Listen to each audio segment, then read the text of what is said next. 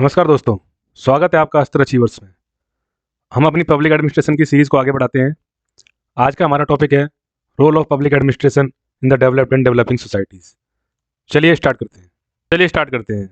हमको दो topic discuss करने हैं, role of public administration in developed societies and in developing society.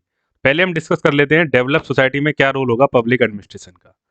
अब अगर हम बात करें कि डेवलप सोसाइटी या डेवलप कंट्री के क्या कैरेक्टरिस्टिक्स होते हैं, तो हाईली डेवलप्ड इकोनॉमी होती है इनकी, इनका जीडीपी काफ़ी हाई होता है, इनका पर कैपिटा इनकम काफ़ी हाई होता है और यहाँ के लोगों का स्टैंडर्ड ऑफ लिविंग काफ़ी हाई होता है।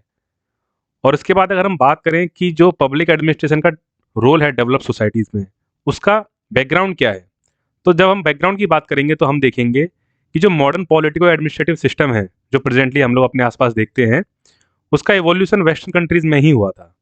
उसी के अंतर्गत गवर्नेंस कॉन्सेप्ट का इमरजेंस हुआ और उसके अकॉर्डिंग इंस्टीट्यूशन को बनाया गया ज़रूरत के हिसाब से, और उन इंस्टीट्यूशन को स्पेसिफिक फंक्शन असाइन किए गए।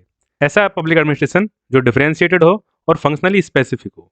ये बैकग्राउंड है पब्लिक एडमिनिस्ट्रेशन का। जो इवोल्यूशन हुआ है वो हुआ डेवलप सोसाइटी से, जो आज के टाइम में हम लोग वेस्टर्न कंट्रीज बोलते हैं, तो इसलिए ये उसका बैकग्राउंड है।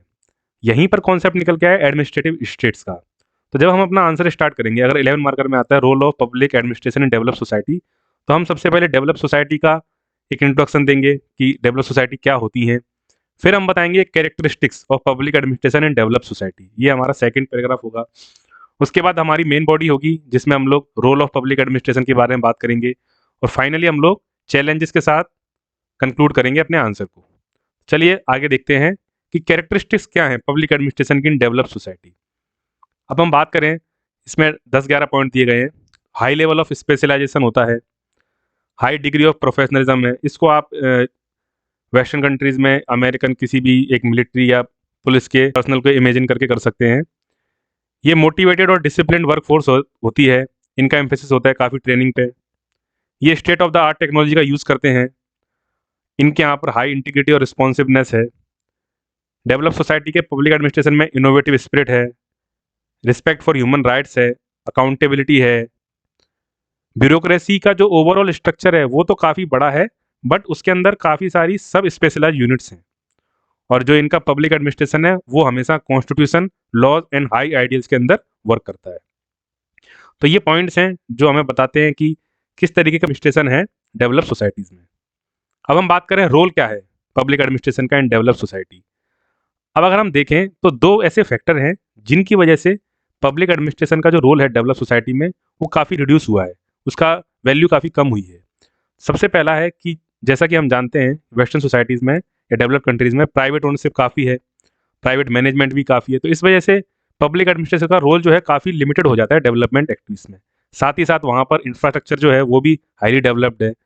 तो इस वजह से जो वहाँ का पब्लिक एडमिनिस्ट्रेशन है वो सिर्फ सपोर्टिव और प्रमोटिव रोल प्ले करता है। इवन अब हम सेकंड फैक्टर की बात करें तो वहाँ के जो पॉलिटिशियंस हैं वो हाईली मैच्योर्ड हैं और पॉलिटिकल सिस्टम भी काफ़ी मैच्योर है। तो जो उनके पॉलिटिशियन के इस मैच्योरिटी की वजह से उनका एजुकेशन लेवल भी काफ़ी हाई है, तो काफ़ी इंटरवेंशन रहता है उनका एडमिनिस्ट्रेशन में। तो इस वजह से जो एडमिनिस्ट्रेटर का रोल है वो मेनली एडवाइजरी रह जाता है। बस इनका जो फंक्शन है जो आज के टाइम में वो कर रहे हैं वो है रेगुलेटरी फंक्शन। उसमें भी तीन आते हैं मेजर।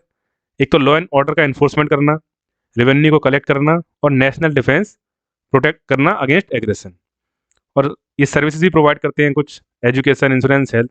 मेजरली प्राइवेट सेक्टर भी इनके अंदर काफ़ी ज़्यादा डेप्थ में घुस चुका है, पर फिर भी कुछ एजुकेशन, इंश्योरेंस, हेल्थ सर्विस इनके द्वारा प्रोवाइड की जाती हैं। रियल सेंस में बात करें तो डेवलप्ड सोसाइटीज़ में जो पब्लिक सर्वेंट हैं वो मास्टर नहीं है, वो पब्लिक सर्वेंट की तरह ही बिहेव करते हैं। अब हम बात करते हैं चैलेंजेस की। तो चैलेंजेस हम लोग चार देखने वाले हैं। नंबर 1 है इकोनॉमिक स्लो डाउन। तो आप लोग भी जानते होंगे काफ़ी टाइम से वेस्टर्न कंट्रीज़ में स्लो डाउन चल रहा है इकोनॉमिक, तो उस वजह से उनकी ट्रेजरी पे काफ़ी प्रेशर है। काफ़ी सारी सर्विसेज जो हैं पब्लिक वेलफेयर वाली, वो उस पर उनको एक्सपेंडिचर रिड्यूस करना पड़ा है। तो ये एक इसका चैलेंज है। Second, lack of coherence and coordination between different administrative bodies.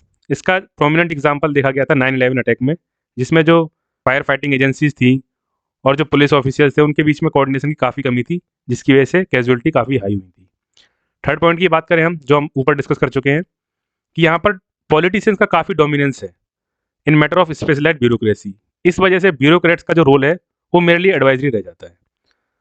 And fourth यहाँ पर चैलेंज है, जो रेगुलेटरी रोल है पब्लिक एडमिनिस्ट्रेटिव बॉडीज़ का, वो भी अंडर रेडर आया है रिसेंट टाइम्स में। जिस तरह की फेलियर हुआ है उन्होंने मेजर अपीवल्स को प्रिवेंट करने में, इसका एग्जांपल आप बिटकॉइन क्राइसिस दे सकते हैं और फाइनेंशियल सब प्राइम क्राइसिस दे सकते हैं, और भी काफ़ी प्रकार की क्राइसिस हुई थी, फाइनेंशियल स्कैम्स जैसे हैं, तो आप इसका भी एग्जाम्पल कोट कर सकते हैं।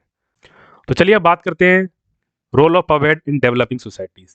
जिस तरह हमने डिस्कस किया था डेवलप्ड सोसाइटी के क्या फीचर्स होते हैं, उसी तरह हम डिस्कस करते हैं डेवलपिंग कंट्रीज या सोसाइटी के क्या फीचर्स होते हैं। ये अर्लियर कॉलोनीज रही हैं वेस्टर्न पावर्स की, यहाँ पर लो सोशियो इकोनॉमिक डेवलपमेंट है, एम्प्लॉयमेंट काफ़ी हाई है, पॉवर्टी है, पर कैपिटा इनकम काफ़ी कम है, फार्मर का रेशियो काफ़ी हाई है एम्प्लॉयमेंट में, एग्रीरियन स्ट्रक्चर है, पॉलिटिकल इंस्टेबिलिटी है, सोशल कन्फ्लिक्ट्स है, और जो यहाँ की इकोनॉमी है वो मेनली मिक्स्ड इकोनॉमी है। ये सारे आप इंडिया में भी फीचर देखते हैं। यहाँ पर जो स्ट्राइकिंग फीचर है कि यहाँ पर एडमिनिस्ट्रेटर्स अपने आप को मास्टर मानते हैं, ये लिगेसी है हमारी कोलोनिज्म की। अब हम बात करें कि क्या कैरेक्टरिस्टिक्स हैं पवेड के इन डेवलपिंग सोसाइटीज़, और यही हमारे चैलेंजेस भी होंगे, क्योंकि मोस्टली सारे कैरेक्टरिस्टिक्स नेगेटिव हैं यहाँ पर, तो इन्हीं को हम लोग चैलेंजेस में भी लिख सकते हैं। एडमिनिस्ट्रेटिव सिस्टम जो है यहाँ पर इंपीरियल पावर द्वारा जो बनाया गया था उसी को कंटिन्यू किया गया है। एक्यूट शॉर्टेज है यहाँ पर ट्रेंड एडमिनिस्ट्रेटर की, जिनके पास ग्रेट मैनेजमेंट कैपेसिटी हो, डेवलपमेंट स्किल हो और पीपल ओरिएंटेड आउटलुक हो। एडमिनिस्ट्रेटिव करप्शन भी काफ़ी देखा जाता है और रेप टेपिज्म भी काफ़ी हाई है। ट्रांसपेरेंसी की कमी है, अकाउंटेबिलिटी की कमी है, रिस्पॉन्सिबिलिटी की भी कमी है। ये सारे पॉइंट जो वहाँ पर अच्छे थे डेवलप सोसाइटी में, वो यहाँ पर नेगेटिव हो गए हैं। पॉलिटिशियंस एंड ब्यूरोक्रेसी के बीच में नेक्सस है। यहाँ पर जो पब्लिक सर्वेंट हैं वो बिहेव नहीं करते पब्लिक सर्वेंट की तरह, वो बिहेव करते हैं पब्लिक मास्टर्स की तरह। इसी को हम लोग कहते हैं colonial legacy of British rule. तो ये सारे कैरेक्टरिस्टिक्स हैं पवेड के इन डेवलपिंग सोसाइटी। अब हम बात करें हमारे मेन टॉपिक की, रोल क्या है। अब ये अगर आप इसको कंपेयर करोगे इन डेवलप्ड सोसाइटी से, वहाँ पर रोल जितना उनका कम था उतना ही ज़्यादा रोल यहाँ पर है पवेड का, क्योंकि आपने देखा था कि लो सोशियो इकोनॉमिक डेवलपमेंट है और भी बहुत सारी चीज़ें हमने जो ऊपर देखी थी, अनएम्प्लॉयमेंट है, पावर्टी है, तो काफ़ी स्कोप हो जाता है पब्लिक एड का पब्लिक वेलफेयर के लिए। तो अगर हम बात करें आफ्टर इंडिपेंडेंस, जो मोस्ट डेवलपिंग कंट्रीज़ हैं उनका सोशियो इकोनॉमिक बैकवर्डनेस थी उनके यहाँ पे, तो इसलिए यहाँ पर पब्लिक एडमिनिस्ट्रेशन का रोल काफ़ी इंपॉर्टेंट है। इसीलिए यहाँ पर पब्लिक एडमिनिस्ट्रेटर्स को चैंपियन ऑफ डेवलपमेंट कहा जाता है। जिससे एक तरह एग्जाम्पल आप ले सकते हैं, इंडिया प्लानिंग कमीशन थी, काफ़ी डेवलपमेंट किया उन्होंने, अब नीति आयोग है। तो ब्यूरोक्रेट्स का रोल काफ़ी ज़्यादा है डेवलपिंग कंट्रीज़ में जहाँ पर कि सोशियो इकोनॉमिक बैकवर्डनेस है। इनका जो रोल है मल्टी फेसेटेड रोल्स है। ये पॉइंट्स हमने सिग्निफिकेंस ऑफ पवेड में भी देखे थे, वही पॉइंट है, एक दो एक्स्ट्रा पॉइंट है। इनका रोल है स्ट्रेंथनिंग डेमोक्रेसी, इलेक्शन, आप इलेक्शन कमीशन ऑफ इंडिया को देख सकते हैं, ओवरऑल होते वो रिटायर्ड ब्यूरोक्रेट ही हैं।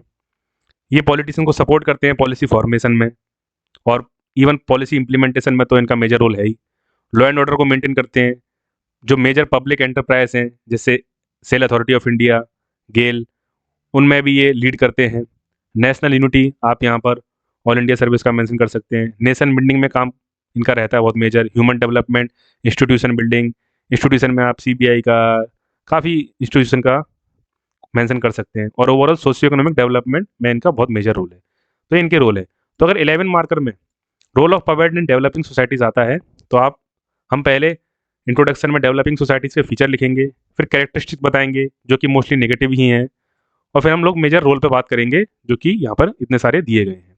उसके बाद हम लोग कंक्लूड करेंगे एक दो चैलेंज कोट करके इसी में से, और पॉजिटिव नोट पर उसको एंड करेंगे।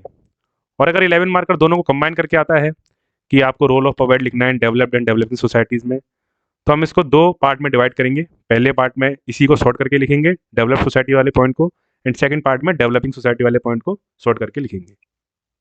तो चलिए आज का हमारा टॉपिक कंप्लीट हुआ। मिलते हैं फिर नेक्स्ट वीडियो में नए टॉपिक के साथ। Okay, thank you.